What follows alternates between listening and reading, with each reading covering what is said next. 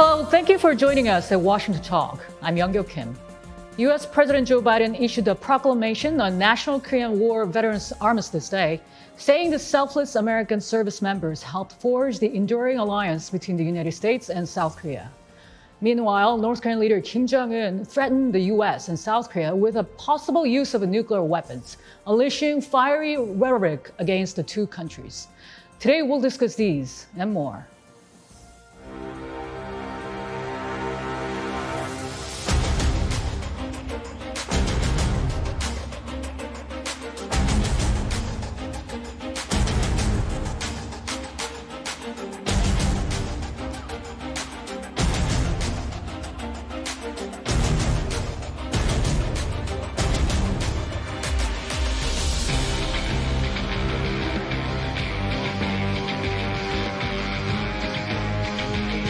Any additional nuclear test that the DPRK conducts would carry tremendous costs.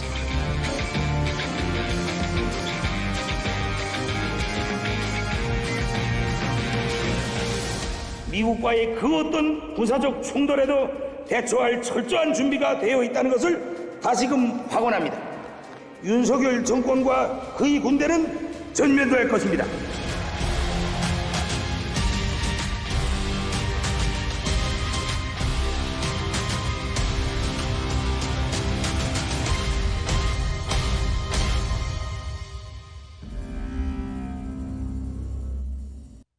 In the studio with me is Scott Snyder, Director of the Program on U.S.-Korea Policy at the Council on Foreign Relations.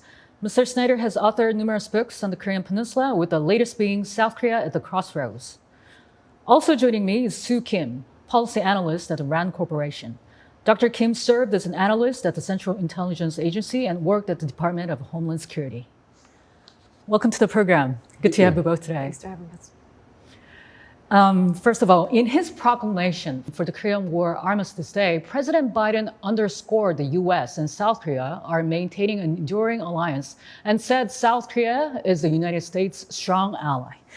Mr. Snyder, when he said strong ally, he does mean it goes beyond the military alliance we have seen traditionally since the Korean War.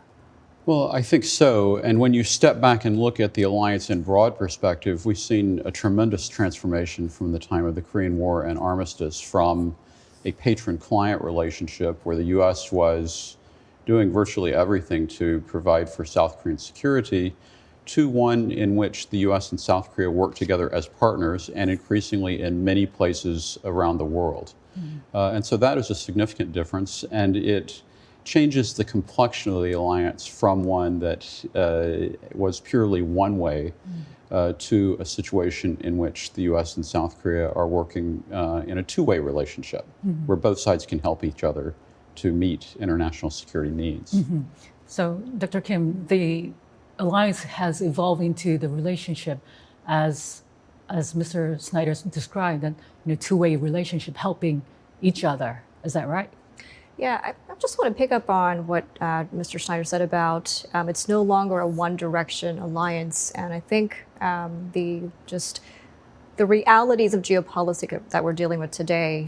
We have COVID, we have the Russia-Ukraine war, we have U.S.-China competition with supply chains. It's no longer possible for the alliance to just be focused on security issues, and as the president has recently highlighted, we're talking more about economic security, and we cannot win any competition with any country if you're solely focused on just the military aspect. So yes. One thing I noticed was that the president's recent call with the SQ chairman and his staff really underscored, of course, the economic component, but it also highlighted what it would be bringing back to the United States. And this was, I think, in view of the ongoing U.S.-China competition. He mentioned that whereas these opportunities were going to China before, it's actually coming to the United States. And he highlighted various aspects of economic insecurities that the United States was feeling: inflation, job losses, electric batteries, and so many things that are going to, in the long run, I think, affect both U.S. and South Korean interests. So again, there's, I think, no way to really avoid focusing on or giving more time to economic issues than what we're doing right now. U.S. and South Korea's defense ministers met this week in Washington, and the most important issues to be discussed between the two sides seems to be the extended deterrence and how to implement it. Mr. Snyder, U.S. and South Korea are seeking to speed up their meetings for the extended deterrence strategy and consultation group. How would you relate that to the overall alliance development? Well, in some ways, I think that the hardest area to show partnership on actually is the issue of extended deterrence. And yet, even in those discussions, I think that part of what is being discussed is how to bridge the difference between the U.S. global nonproliferation perspective and the South Korean sense of vulnerability related to North Korea's nuclear weapons acquisition. And so that's the reason why this dialogue is so important, is that gap has to be bridged in some way, and it's going to have to be bridged in a fashion that helps to address some of the South Korean very real concerns about vulnerability to blackmail that comes from the fact that North Korea has that capability and South Korea does not. And all these moves between the US and South Korea will be watched very closely, not only by North Korea, but also by China, especially given that South Korea was and still is very dependent on China for its trade. Mr. Snyder, how do you think the closer overall ties between the US and South Korea will affect the dynamics between the US and China? Well, that's a complicated question. I think that it's and it's kind of complicated because it's been a slow-moving development. But I think that what we see is that South Korea has very clearly made steps in aligning itself with the United States in a context where the U.S. and China are engaged in rather intense rivalry. And I think that where that really puts pressure on South Korea is that it still has all of these stakes and interaction with China, and yet there are expectations for greater alignment on the agenda that the U.S. has essentially set up. And so this is, I think, one of the most interesting and complicated areas that the Yoon administration faces, is how to frame South Korea's relationship with China. And over the course of the past week, I think we've seen even greater potential risk of mismatch because the Chinese are going back to and reinforcing their belief that South Korea should adhere to the 3 no's under the Moon administration. And I think the Yoon administration, for the most part, had already moved past that. So it's going to be very interesting to see how South Korea and China are able to frame the basis for a productive relationship under these circumstances. I do think that from South Korea's perspective, even investing in U.S. plants has implications just beyond the economics. And we do see the Yoon administration being more, I would say, less gun-shy about slowly pivoting towards the United States over China. But I think we do have to sort of manage expectations when it comes to where South Korea is, because recently I think South Korea's has to basically decide whether or not it wants to join the Chip 4 alliance. And that, from South Korea's perspective, they want to frame it as an economic initiative, but it's much more. And there's sensitivities about Chinese retaliation, commercial suicide and so forth.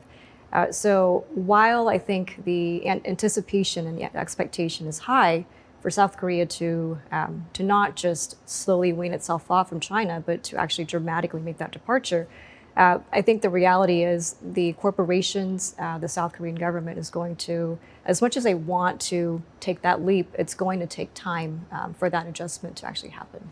I think that the latest meeting that we saw between President Biden and the SK chairman was notable because you don't really see a U.S. president taking the time investing the time to reach out to these executives. And I think, from a kind of a skeptical lens too, you have to think about how much pressure South Korea is also feeling, I think, at this point. But I think if Korea is actually wanting to improve its relations with the United States, And if President Yoon is truly sincere about making, his global pivotal state a reality, then that risk and the cost is something that, they will have to bear in the short term. But I think at the long term, it's going to put South Korea in a much better place, down the road, not just dealing with China, but all of these other complications that we're seeing around the world. Mm-hmm. In the meantime, North Korean leader Kim Jong-un himself lashed out at the United States and South Korea, and even using some crude words. And then he indicated he could use nuclear weapons if necessary against the US and South Korea. Mr. Snyder, so once again, North Korea is threatening the US and South Korea with their nuclear weapons. It doesn't seem like there have been much change in that aspect, are they? Well, I understand why you're saying that, but I do think that one thing that we are beginning to see this week is the potential emergence of an effort by North Korea to link a possible future nuclear test to the military exercises that the US and South Korea are going to be revitalizing over the course of the next few weeks. And I think that is very interesting and complex because the diminishing of the exercises occurred as a result of summitry between Kim and Trump. That is long in the rearview mirror, and there's not necessarily a justification for continuing that kind of muted approach. And yet it seems like the North Koreans are trying to use their nuclear capabilities or the possibility of an additional provocation as a coercive means by which to influence U.S.-South Korea decisions on military exercises or to justify its decision to go forward. And so that's where I think that the situation maybe is a little bit different in terms of what we're seeing from North Korea from a strategic perspective. Interesting. Dr. Kim, how did you take what Kim Jong-un said? So I do agree with the State Department in saying that this is really not any, it's not categorically different from what we would expect from North Korea. What I was, I guess, encouraged to see was how the United States was responding. Of course, we're not going after North Korea with tougher sanctions, from a more practical perspective. But I think the fact that the United States is trying to take this at a more, shall we say, a leisurely pace when it comes to dealing with North Korea, not reacting to every provocation, I think shows, hopefully, that the United States is taking this more seriously as a long-term issue and not one that's weighted by political motivations or a timeline that is really, frankly, the timeline is actually up to Kim Jong-un, and it already has been. So it's not surprising to see the comments, the responses, and I think what we should be looking for at this time is if and when North Korea does conduct a test, how will the United States and South Korea respond? And I think that will be key. The United States and South Korea agreed to resume major field training in August. Mr. Snyder, the joint exercise between the two allies is aimed at defending themselves from the North Korean attacks, but North Korea constantly uses these as a pretext to their more provocations. Will they do that again this time? I think that seems to be where North Korea might go. A lot of it depends on exactly what the precise timing of the test might be. And so I think that, if we see something happen over the course of the next 3 or 4 weeks, then probably it's going to be used as a pretext. But we're also getting into a space where it's challenging for North Korea because China has some major domestic events going on. And I'm not sure whether North Korea can fully afford to offend China. And so it's a delicate balance, I think, in terms of, we'll never be able to predict precisely when a North Korean nuclear test might occur. But I do think that these situational factors have a bearing on how North Korea handles the situation. What about you, Dr. Kim? Do you expect to see some provocation after or around the time that U.S. and South Korea conducts exercises? So the thing is, we've been trying to predict when North Korea is going to conduct a nuclear test for several months. And I guess the surprising element is it hasn't happened. There might be some sort of North Korea pegging the exercises to a justification for tests. So I guess the best thing we can say is that we should be prepared for that eventuality. And again, I think what's most important is not just in our ability to predict and say that's it, but to actually have measures that clearly communicate to the North Koreans that there are consequences. And thus far, I think the responses that North Korea has not seen have not been costly enough for Kim Jong-un to say, maybe I should reconsider, and maybe, there's probably a very, very slim chance that North Korea is going to denuclearize, but at least have that capability to suppress Kim Jong-un's desires to provoke and to basically just keep raising the stakes and to increase his own leverage if and when there's another time to negotiate with the United States. Mr. Snyder brought up a very interesting issue about China. How do you see the China factor? Because it is Xi Jinping, indeed, he's preparing a big event to cement his leadership. And do you think North Korea feel pressured by it not to agitate or anger the Chinese leadership? I would say that in the grand scheme of North Korean nuclear ambitions, maybe not, but I think in the short term, because of everything else that's taking place, North Korea does have to be mindful of how, not just the response, but is China going to have North Korea's back when it does decide to test, and the United States and South Korea and Japan and so forth do respond? Is China going to be there for North Korea? And China has not been supportive of sanctions against North Korea, so those big measures, maybe it won't matter. But I think if Kim Jong-un is playing his cards carefully, and if he is trying to be more conservative, I think, in his decision-making, then the China factor would have to play significantly in his decision to provoke. Yeah. Mr. Snyder, can we continue a little bit more about China? President Biden and Chinese President Xi Jinping had a phone call, and it isn't clear so far whether the two leaders discussed North Korea. The official, their press release or their briefing, they didn't mention North Korea, whether North Korea was discussed. Do you think they should have discussed more openly about North Korean issue? I would have liked to have seen North Korea mentioned as part of the public readout from that conversation, in part because I think that the absence of mention of North Korea may confirm some North Korean assumptions that, in fact, the US and China may not be able to cooperate sufficiently to impose costs on a potential nuclear test.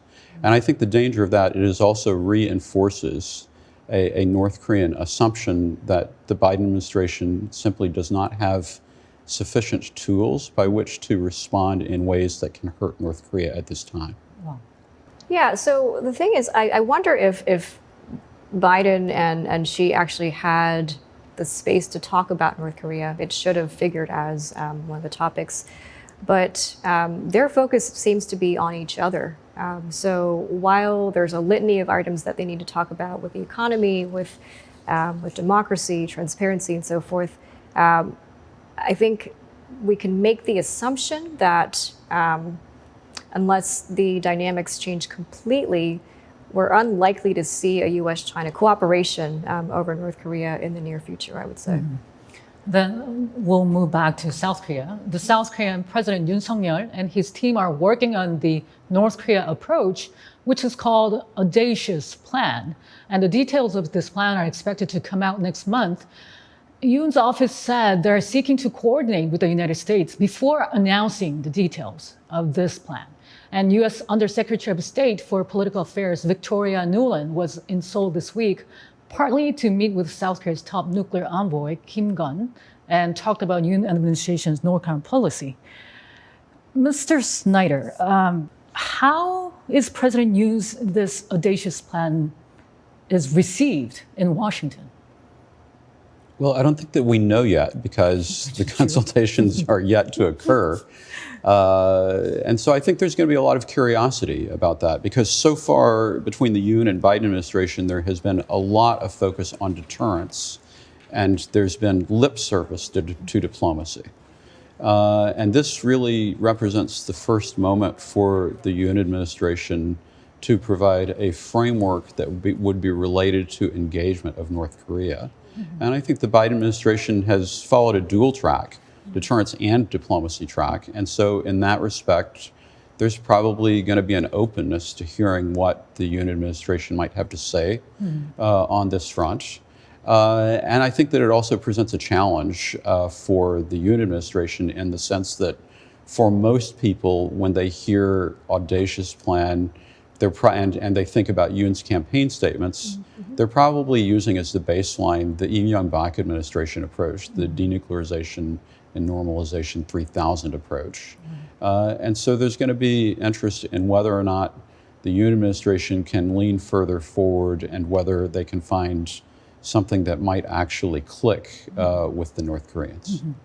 Dr. Kim, the audacious plan, what do you think there needs to be coordinated between the U.S. and South Korean side before they come out with details? Agreeing with Scott in that we don't really know what that plan entails. But what I want to pick up on is that I'm wondering what assumptions the South Korean government is making by presenting this audacious plan, because it entails an economic component that, is the basis of this is that North Korea, there's going to be a desire by North Korea to denuclearize. We don't see that given the indications. So they're investing a ton of resources right now, based on what I can tell, telling the Unification Ministry to basically sketch out the contours of this plan. It's a lot of resources to be investing if you don't really know where North Korea stands. So the concern I have is that while South Korea and the United States have a general understanding that the ultimate goal is denuclearization, are the steps to getting there actually the same? And is the audacious plan, it's a very appropriate word, I think, but is this audacious plan, is there any substance? And what are the costs that are going to be imposed?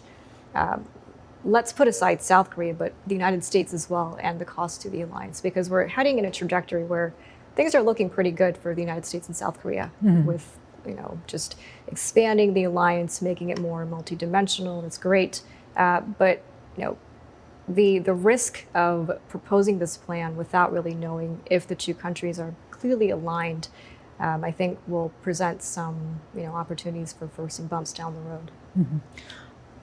So I think the fundamental challenge that both sides face is that we're talking about a set of economic benefits potentially that are contingent on security compromises.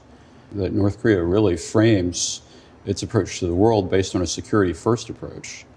And so what is the basis upon which we can expect progress? I mean, even the Trump administration dangled the idea of investing in resorts on North Korea's east coast as the as the major incentive for North Korea to move on denuclearization. But unless you address the core security needs that North Korea feels in an adequate way that moves them away from reliance on nuclear capability for their security, it's hard to see where it's going to get traction.